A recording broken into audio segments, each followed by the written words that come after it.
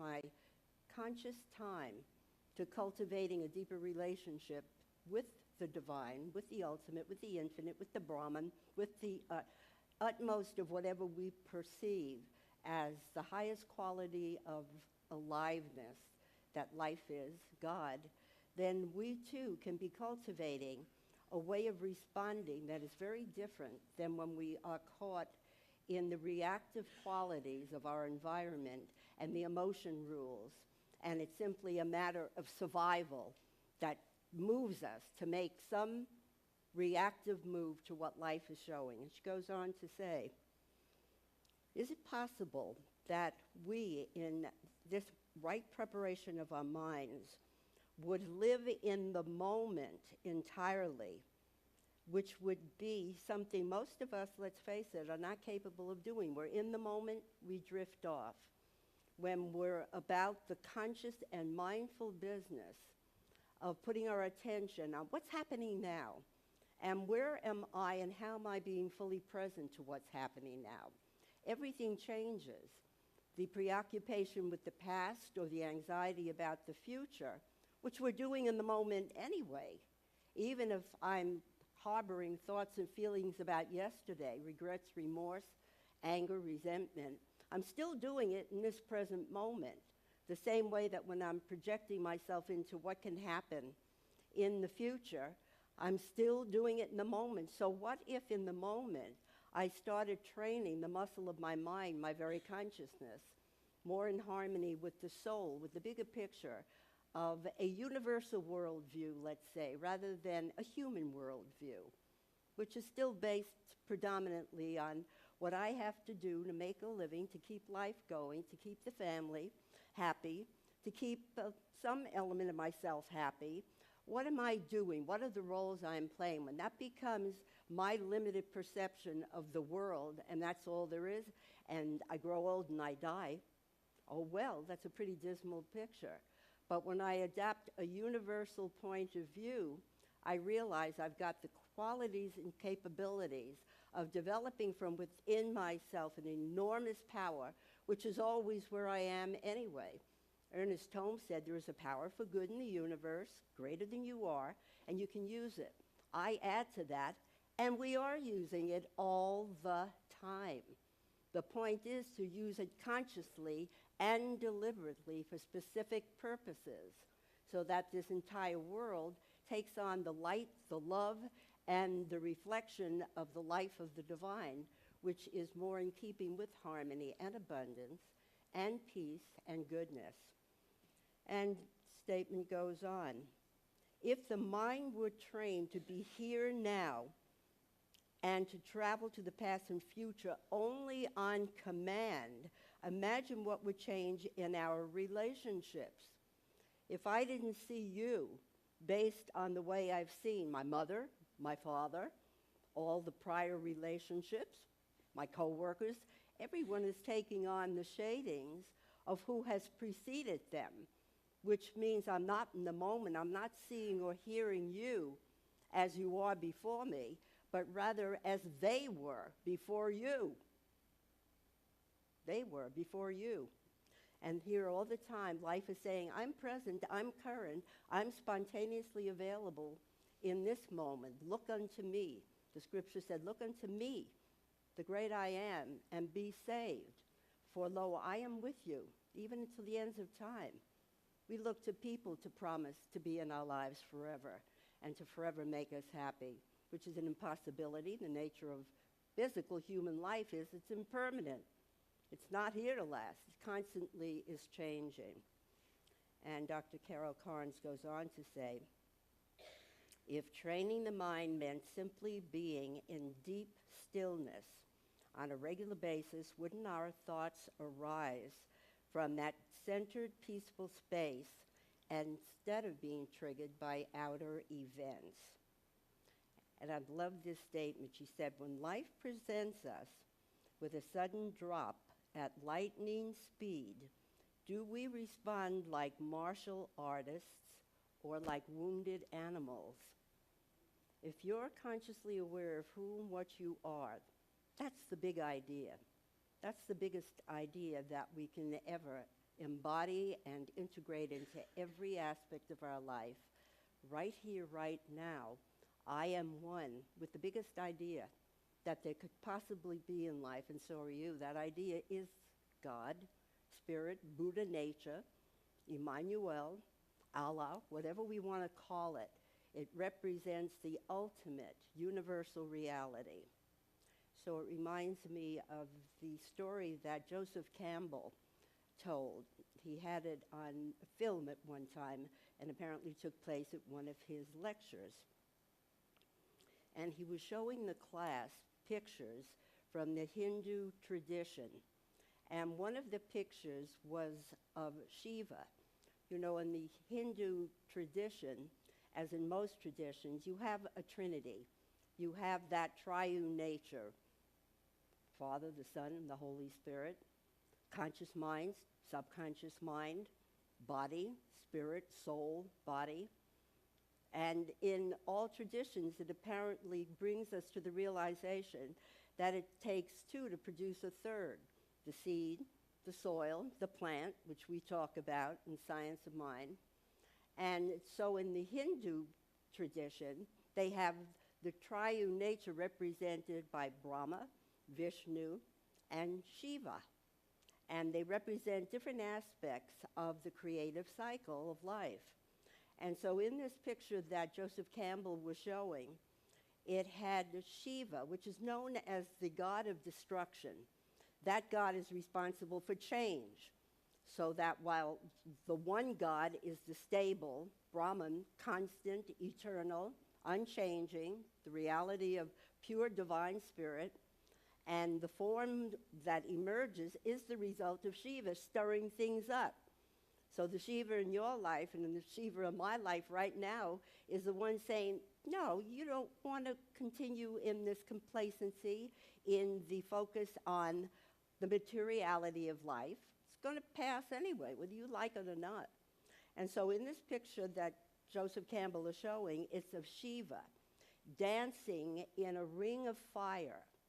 And he's dancing with one foot up and the other foot resting on a little man who is face down in the dust, clutching at something in his hands, thoroughly absorbed on what's down there on the ground. And so someone in the class says, what is that about? What is that little guy doing? And Joseph Campbell says, that man is demonstrating that his preoccupation with the things of the material world are to such degree that he doesn't realize the living God is dancing on his back. That's you, that's me. Those moments when I'm undergoing something that's painful, physically, mentally, emotionally, financially, spiritually. I'm having a crisis of sorts.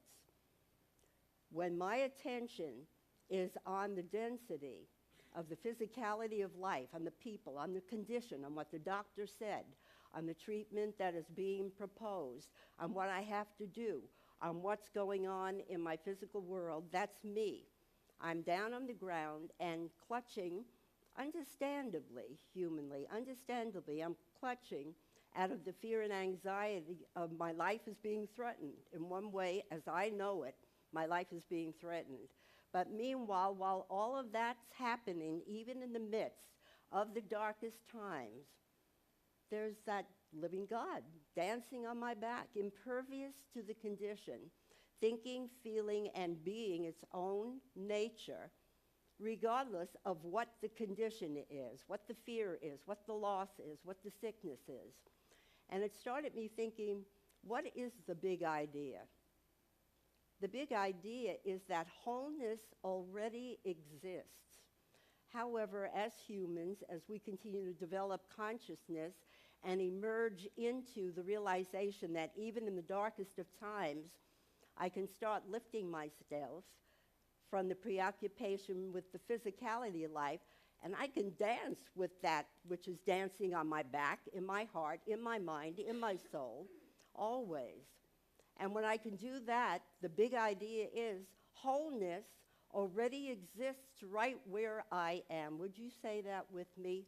Wholeness already exists right where I am, regardless. No yeah buts. You don't get to yeah but when you adopt a rigorous disciplined program of developing your mind so that when you and I symbolically, metaphorically, are coming down the 400-foot hill and we're going around the scariest curves ever and our faces to the ice, we too can know inwardly there is that which is guiding me, directing me, safeguarding me, and whether it takes me to first place, second place, or third place, all parts of that endeavor, everything that led me through that rigor of training, you see what these athletes go through? I mean, really, it is remarkable.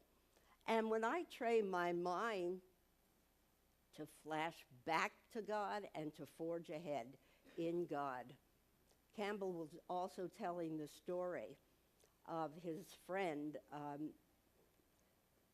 who had been a student of philosophy, religion, for the longest time and desired when he was about 40 years old to go for the very first time to an ashram, to a Zen Buddhist retreat, heads to the monastery, and you know if you partake on site of any of the Eastern traditions, it's quite rigorous. You're up early, you're reading scriptures, you're doing meditation, and the biggest part of it, you're serving, seva, selfless service. And you get your instructions, and the food is pristine and pure and minimal, and you don't get much sleep. Most of the people had maybe 2 hours sleep because this gentleman was a little bit older. They allowed him another couple of hours. And after 1 week, after 2.5 weeks, he became edgy. You know what happens when you withdraw your body from its usual routine? Oh my God, you know, I would be shaking too. He decides, I've got to talk to the Roshi. Every day he would have communication with the Roshi. And I'm going to tell him exactly how I feel. Goes to the Roshi and he says, look, I've had it. I am putting up with the short sleep and the minimal food and the extraordinary time you demand of me to my spiritual growth through meditation and prayer. How do you treat people this way? This is inhumane. This is not spiritual. And the Roshi says, oh, so what you're really afraid of, you're afraid you're going to get sick. And he goes, darn right. This is hardship on my body, on my mind, on everything.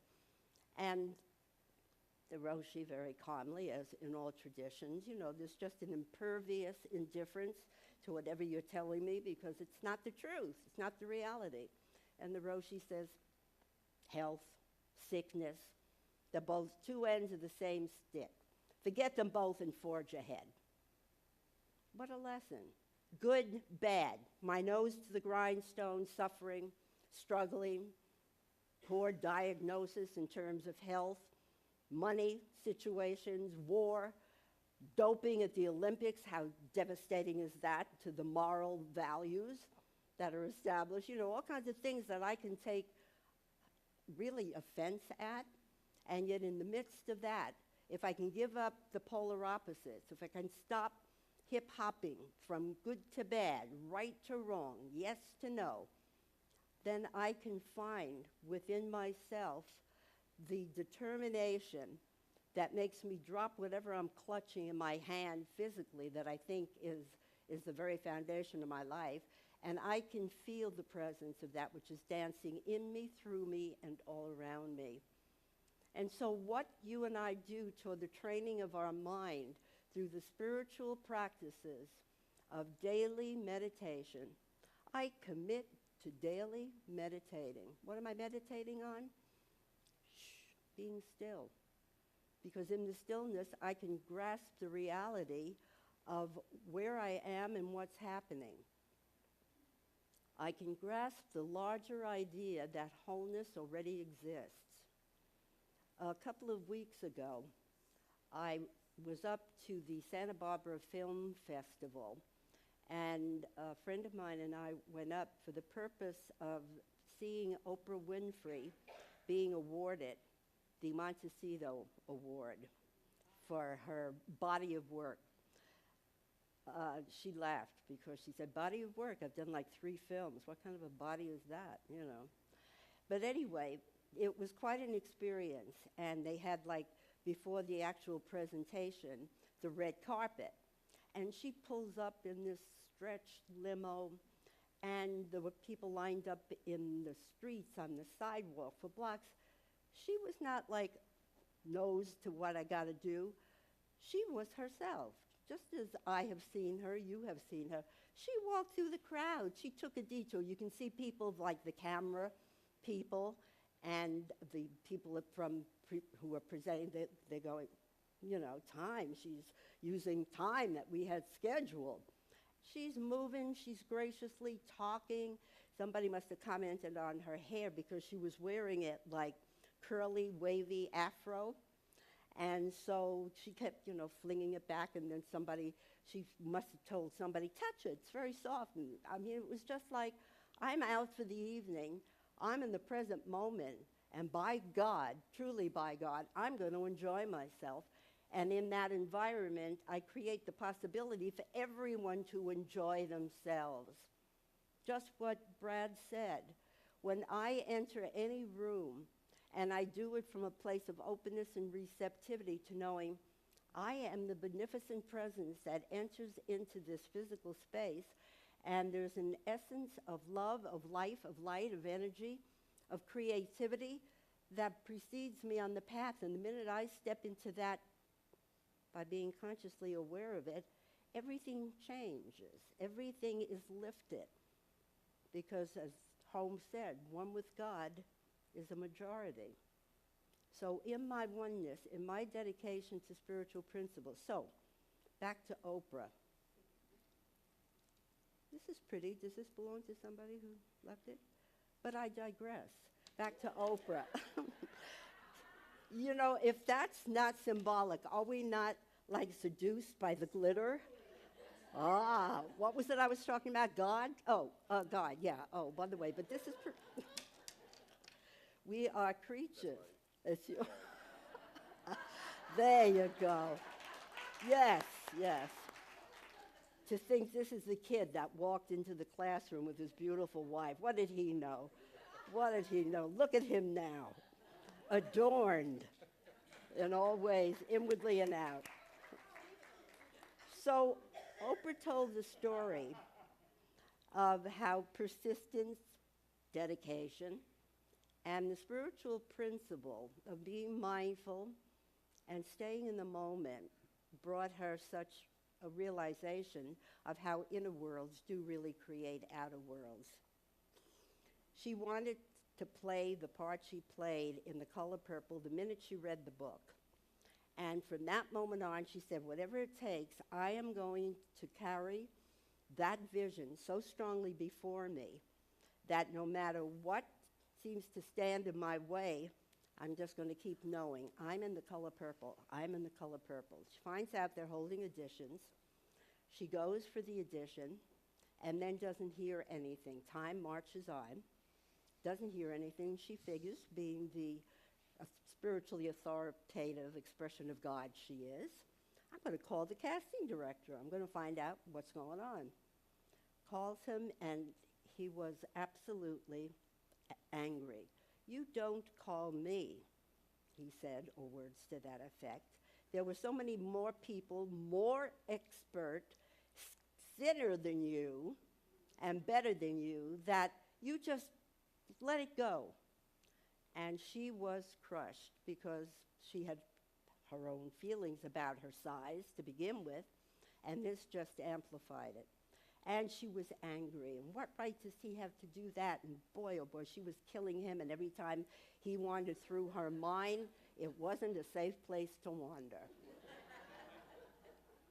And then finally, in her own spiritual way, she said, I've got to get rid of this. I've got to let it go. I've got to deal in the present moment with what's happening, with what's not happening, and find a place of peace within myself, so that I'm not depriving myself of things that are available, which I can't see. You know the feeling, haven't you had it, when you're blinded by anger, frustration, resentment, grudge holding, sadness, regret, remorse, whatever it is, can you see anything other than that which perpetuates anger and frustration and regret and remorse? That's simply the way that the inner world works. That as I keep involving and embracing within myself thoughts, feelings, and the energy of that darkness, then darkness shows up to correspond. As within, so without. The highest God, the lowest God, is the innermost God. And so she decided to practice the tried and true principles of forgiveness and of surrender, just letting it go. And you know how when you commit to, I let go of anything that disturbs my peace of mind, and then what comes up, the very next thing, something that confronts the depth of your belief, something that causes more anger, more frustration, more resistance, more fear. But finally, after quite a prolonged period of time, she felt a release. You know, that feeling of like, oh, I think it's gone. I surrender to this higher something within me, and I rise from the ground, clutching the dirt that I'm standing on, and realize the ground I'm really standing on is holy ground. And there's something dancing in me, through me, and all around me that is pure and perfect and divine. Let me go with that. And she moved on and did her thing. Within a relatively short period of time, she gets a call from Steven Spielberg himself, who said, I saw your audition, I'd like to have you come in. And of course, as they say, the rest is history. So the part of that she most spoke to was the spiritual practices that take us beyond the focusing of our attention, our minds and our bodies, on the limitations of life, on the can'ts, the struggles, the have-tos, musts, and start putting our attention and our focus on training our minds and our very interior on the realization that right where I am, God is. Would you say that with me? Right where I am, God is. God is, I am. God is, I am. And so the big idea of knowing wholeness already exists is to realize when you and I are caught, and just from my personal experience most recently, when we have a physical situation that has to be handled, we start thinking in parts because so much of the human world, and particularly of the medical profession, is so compartmentalized. There's the specialist for this, and there's the surgeon for that. And if you're in the hospital, there's the attending physician for this, and there's the protocol that's recommended, whatever the treatment or surgery. You're dealing with so many parts. And let's face it, being pretty close to our physical bodies, we have the natural human inclination to go along with that. So the parts are so focused on, we forget that what already exists? Wholeness already exists. That within the pieces of the pie is the whole pie.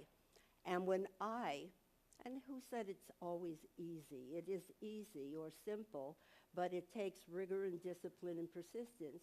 But when I can be in a compartmentalized situation, and usually humanly we are, abundantly, money-wise, relationally, or physically, when I can somehow maintain consistent focus on knowing my wholeness already is, and everything of the parts that are being treated is for the purpose of restoring the wholeness which already exists. So it's like T.S. Eliot said, we go full circle only to return to the same point where we started, but to see it for the first time. So what's the big idea? I am one with life. What's the big idea? God and I are one. What's the big idea? Wherever I am, God is. What's the big idea? Universal intelligence informs me of all I need to know. What's the big idea? We are all in this together. And right where we are, at a moment's notice, there is the availability, the accessibility of one mind, one life, one heart, one soul, one intelligence, one creative mind, and it's up to you and it's up to me to utilize it so that when we come flying down that 400-foot drop in our own world, we can say, along with the finest of athletes, I am a spiritual warrior. I know from whence the power and the goodness of life comes. Holmes said it, there is one life, that life is God, that life is perfect, whole, and complete. I'm adding this. That's the only life there is, and it's my life, it's your life, it's life itself in action, for which I give thanks, and so it is.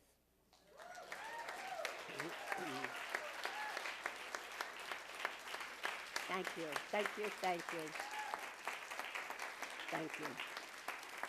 You're up.